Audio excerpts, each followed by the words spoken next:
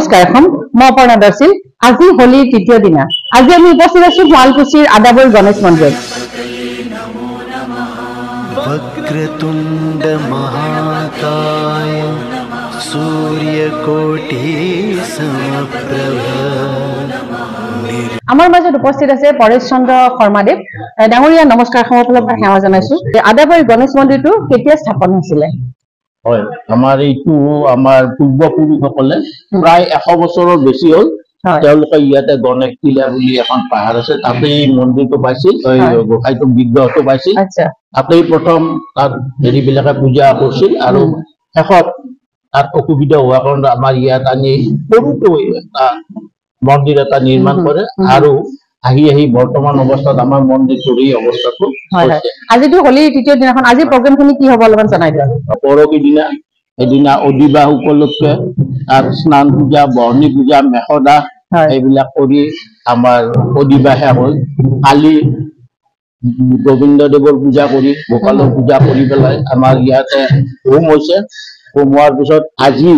এইটো সুৰি উৎসৱ হয় আজি অনুচাবাৰীত আমাৰ গোসাঁই লৈ যাব আৰু লৈ যাই তাত পূজা হ'ব পূজা হোৱাৰ পিছত আমাৰ গোটেইখিনি ৰাইজৰ আমাৰ যিমান আছে গোটেইখিনি সকলোৰে ঘৰে ঘৰে ঘূৰিব আৰু তাত তেওঁ নৈবেদ্য ধূপ চাকি ইত্যাদিৰে তেওঁক পূজা সেৱা কৰিব সেই উপলক্ষে আমাৰ ইয়াতে পূৰ্বৰ পৰম্পৰা অনুসৰি মানে পকা লাড়ু আমাৰ ইয়াত নৈবেদ্য দিয়া হয় স্থানীয় ৰাইজে যোৱাকালি আমাৰ ৰাইজে ইয়াতে বনাইছে